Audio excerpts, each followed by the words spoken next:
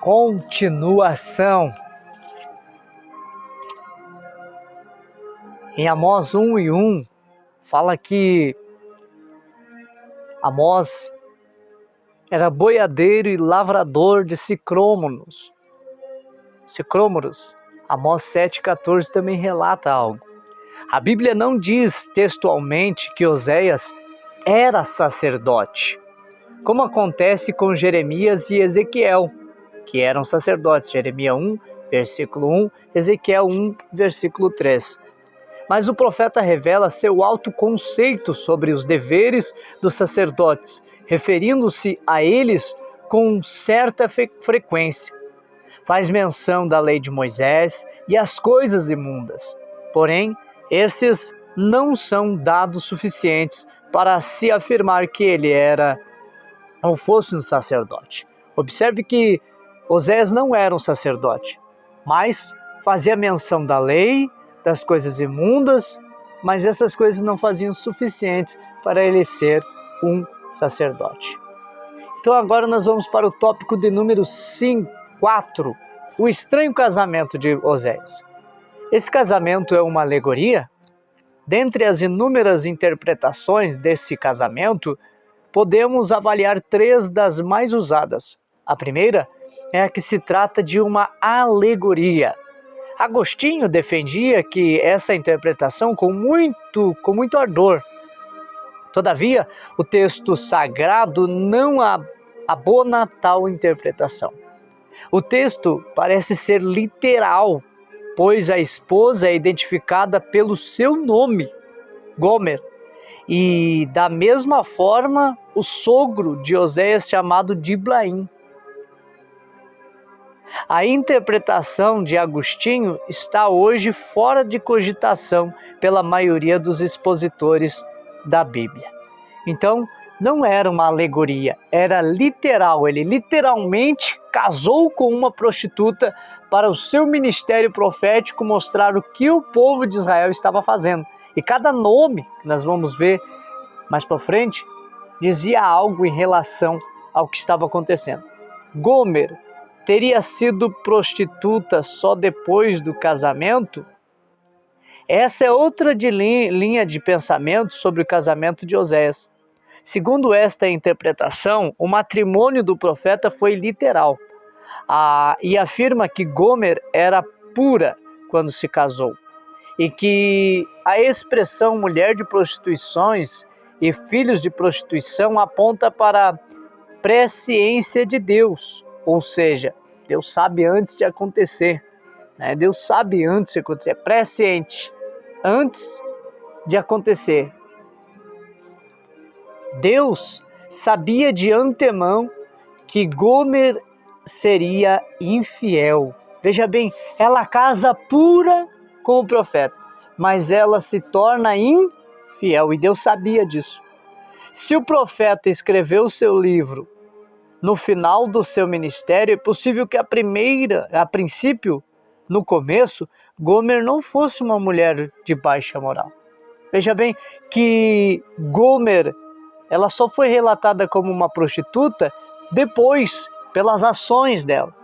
Como uma mulher indecente, no final, uma mulher de baixa moral. Então Gomer, ela não foi prostituta no período que ele casou com ela. Mas ela foi prostituta depois que se casou com ela. Aqui relata-se então o adultério. Aqui relata-se a infidelidade de Gomer, uma mulher pelo qual casara pura com o profeta Oséias.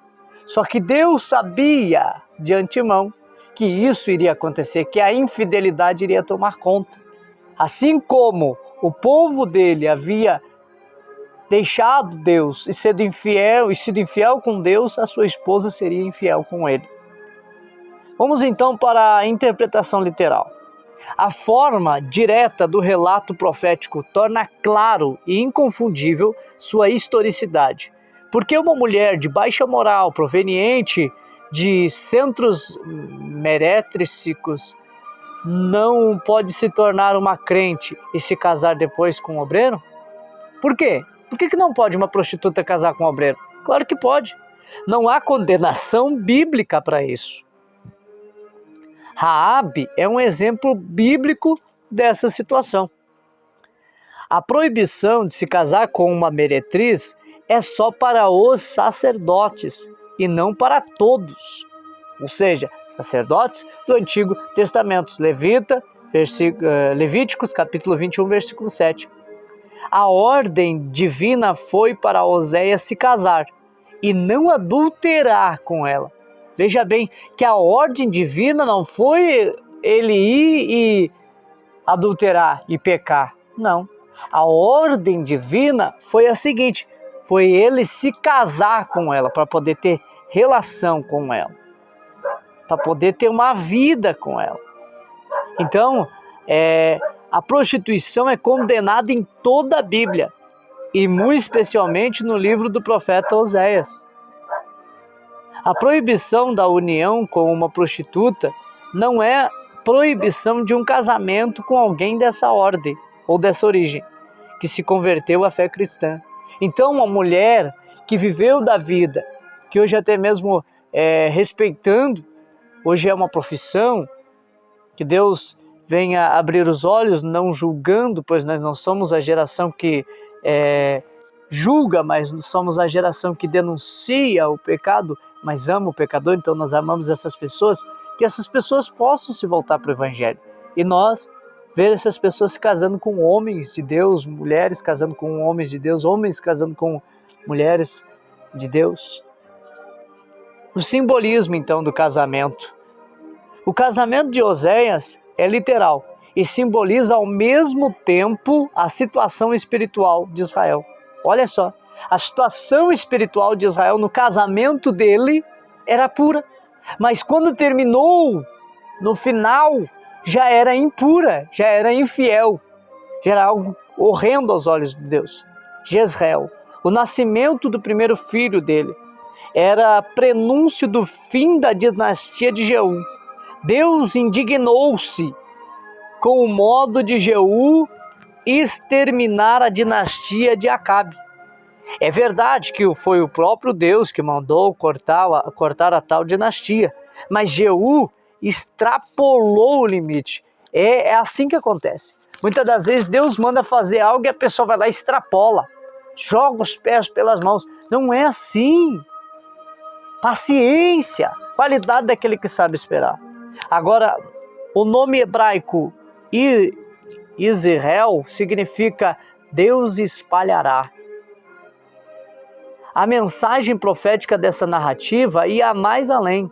Era o fim do reino norte e o cativeiro assírio. Lohuana.